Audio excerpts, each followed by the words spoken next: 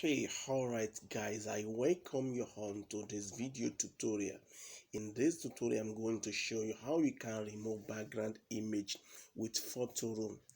Photoroom is one of the powerful software that have a lot of features in which you can edit your photo using this powerful software.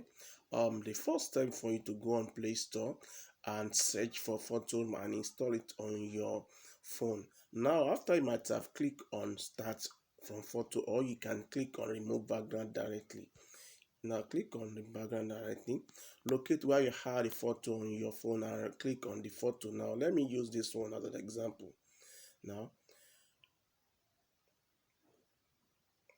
as you can see, now the background of this photo is being removed. Now you have the option either to replace the background with this feature. Now we have the white, we have the black. Just click on transparency. You want to remove the background of the color of the image. Now the next thing is for you to click on export.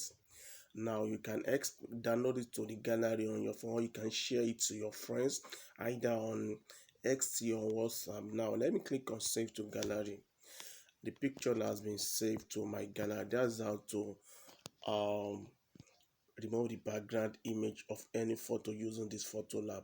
If you find this video helpful, click on subscribe button, like this video and share this video to your friend. Bye for now.